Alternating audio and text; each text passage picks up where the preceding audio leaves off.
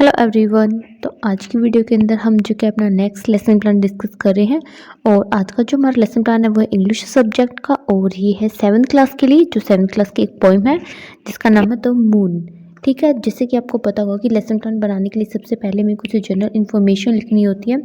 तो इसमें क्या क्या चीज़ें लिखनी होती हैं ये आपको पता होना चाहिए, क्योंकि कुछ स्टूडेंट जो है कुछ एक्स्ट्रा इन्फॉर्मेशन लिख देते हैं, कुछ जो क्या है जो सही इन्फॉर्मेशन नहीं लिखते हैं। तो सही इन्फॉर्मेशन लिखना इंपॉर्टेंट है। तो इसके अंदर जो हमें लिखनी है वो होती है, सबसे पहले हमें लिखना होता है लेसन प्लान नंबर।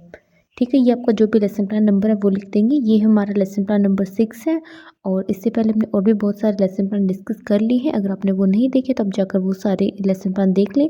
उन सब का जो लिंक है मैं इस वीडियो के डिस्क्रिप्शन के अंदर भी दे दूँगी। साथ में आप चैनल के ऊपर जाकर भी इंग्लिश सब्जेक्ट के सारे लेसन प्लान देख सकते हैं। आपको हर एक क्लास से रिलेटेड जो कि लेसन प्लान मिल जाएगा। ठीक है, आप चाहें तो चैनल के ऊपर जाकर अलग से प्लेलिस्ट देख सकते हैं। आपको 6, 7, 8 क्लास की अलग से प्लेलिस्ट भी मिल जाएगी। तो आगे स्टार्ट करते हैं आज का लेसन प्लान। उसके बाद जो कि हमें लिखनी होती है डेट, और उसके बाद हमें लिखना होता है सब्जेक्ट। ठीक है, यहाँ पे सब्जेक्ट क्या लिखेंगे, हमारा जो हमारा सब्जेक्ट है इंग्लिश लिखेंगे। आपका जो भी सब्जेक्ट, अगर आप किसी और सब्जेक्ट के लेसन प्लान बना रहे हैं तो ये सारी इन्फॉर्मेशन उसमें भी आपको लिखनी होगी।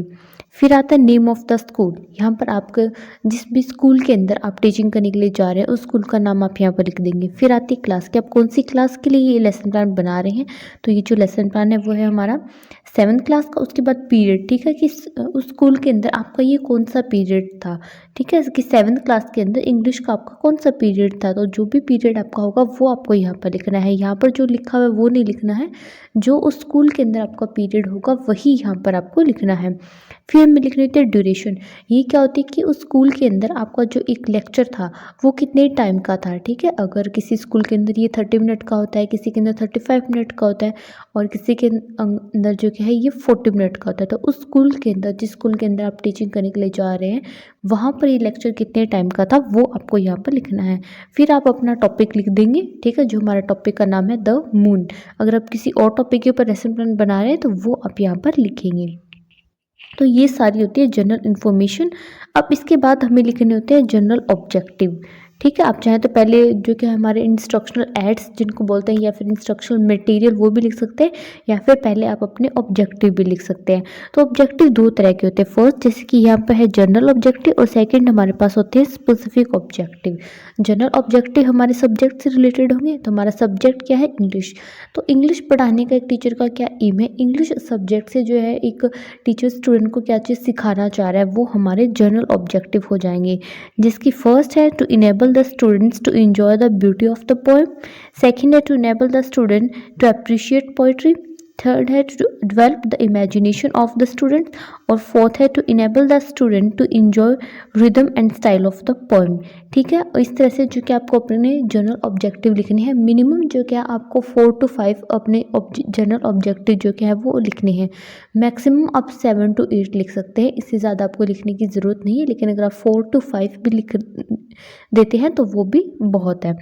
और जनरल ऑब्जेक्टिव जो कि आपका उस सब्जेक्ट के लिए सेम ही रहेंगे। ठीक है, उसके बाद सेकंड आते हैं हमारे स्पेसिफिक ऑब्जेक्टिव के ऊपर। जो हमारे स्पेसिफिक ऑब्जेक्टिव होते हैं वो हमारे किससे रिलेटेड होते हैं, वो हमारे टॉपिक से रिलेटेड होते हैं।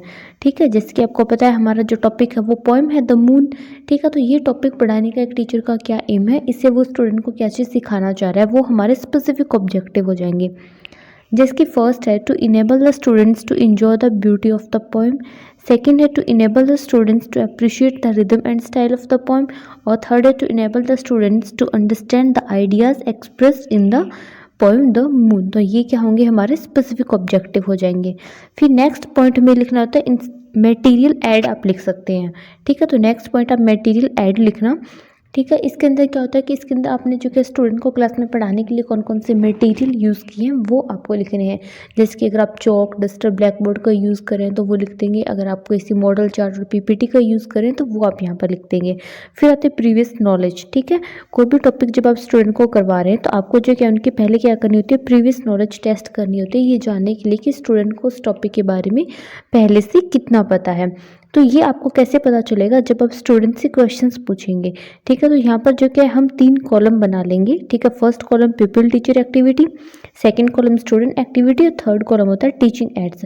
अब पीपल टीचर एक्टिविटी के अंदर क्या लिखना है, यहाँ पर हमें क्लासरूम के अंदर जो एक टीचर की एक्टिविटी है, अब टीचर स्टूडेंट के प्रीवियस नॉलेज टेस्ट करने के लिए उनसे जो भी क्वेश्चन पूछेगा वो सारे हमें यहाँ पर लिखने हैं। फिर स्टूडेंट एक्टिविटी के अंदर यहाँ पर क्लासरूम के अंदर स्टूडेंट की क्या एक्टिविटी है, स्टूडेंट उन क्वेश्चन का क्या आंसर दे रहे हैं वो लिखेंगे। फिर आता है टीचिंग एड्स, अगर आपने यहाँ पे किसी टीचिंग एड का यूज़ किया है तो वो आप यहाँ पर लिख देंगे, अगर आपने नहीं किया तो ये आप कॉलम चाहे नाम ही बनाएं, अगर आपने यूज़ किया तो ही आप ये कॉलम यहाँ पर बनाएं। ठीक है। तो पहले जो टीचर है वो स्टूडेंट से क्वेश्चन पूछता है, जिसकी फर्स्ट है from where does the rain come, ठीक है। और जो बच्चे उसका आंसर करते हैं the rain come from the sky, ठीक है। तो इसी तरह से आपको ये चीज़ ध्यान में रखनी है कि जब आप उनकी प्रीवियस नॉलेज टेस्ट करने के लिए बच्चों से क्वेश्चन पूछ रहे हैं, वो सारे जो भी क्वेश्चन होंगे वो उनके टॉपिक से रिलेटेड होने चाहिए, क्योंकि तभी हमें पता चल जाएगा कि इस टॉपिक के बारे में बच्चों को कितना पता है, ठीक है। और जो बच्चे आंसर देंगे वो उसके सामने आप यहाँ पर लिख देंगे, ठीक है। तो इस तरह से आप उनकी प्रीवियस नॉलेज टेस्ट कर सकते हैं। और वीडियो में आगे बढ़ने से पहले वीडियो आपको हेल्पफुल लगी है तो वीडियो को लाइक कर दें, और चैनल के ऊपर न्यू है तो चैनल को सब्सक्राइब कर दें, जिससे आपको आने वाले जो लेसन प्लान उनका नोटिफिकेशन मिल जाए। और साथ में अगर आपको किसी और टॉपिक के ऊपर लेसन प्लान चाहिए तो वो भी आप कमेंट करके बता सकते हैं। और इस चैनल के ऊपर आपको बहुत सारे हर एक सब्जेक्ट से रिलेटेड लेसन प्लान मिल जाएंगे, तो आप वो भी जाकर देख सकते हैं। फिर आती है प्रेजेंटेशन, ठीक है। अब जो हमारा टॉपिक है उसको जो कि हम डिटेल के अंदर एक्सप्लेन करना स्टूडेंट को स्टार्ट कर देंगे।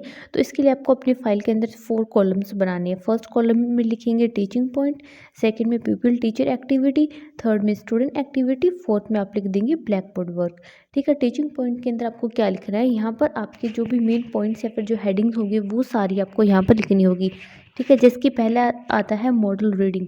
मॉडल रीडिंग क्या होता है, यहाँ पे आपके जो भी फर्स्ट पैसेज जो आपके लेसन के अंदर दिया हुआ है वो आपको स्टूडेंट को रीड करके सुनाना होता है, ठीक है। जैसे कि जैसे कि जो भी आप पोइम करवा रहे हैं, हमारी पोइम है द मून, तो उसके अंदर जो भी हमारा फर्स्ट पैसेज होगा या स्टेंजा होगा वो हम क्या करेंगे, स्टूडेंट के सामने रीड करेंगे with correct pronunciation, intonation, rhythm and style, ठीक है। और स्टूडेंट की क्या एक्टिविटी होगी, the student will listen carefully, ठीक है। स्टूडेंट्स को ध्यान से सुनेंगे और ब्लैक बोर्ड के ऊपर जो भी हमारे ब्लैक बोर्ड के ऊपर मेन हेडिंग्स और पॉइंट होंगे वो हम यहाँ पर लिख देंगे। फिर आती है इमिटेशन रीडिंग, ठीक है। इमिटेशन रीडिंग क्या होती है, the pupil teacher will ask the student to read the stanza aloud with correct pronunciation. अब आप स्टूडेंट को जो क्या है वो स्टेंजा रीड करने के लिए बोलेंगे, पहले जो क्या टीचर खुद रीड करेगा, उसके बाद वो क्या है स्टूडेंट को रीड करने के लिए बोलेगा। और यहाँ पर स्टूडेंट की क्या एक्टिविटी होगी, अब जो क्या है स्टूडेंट उस स्टेंजा को रीड करेंगे।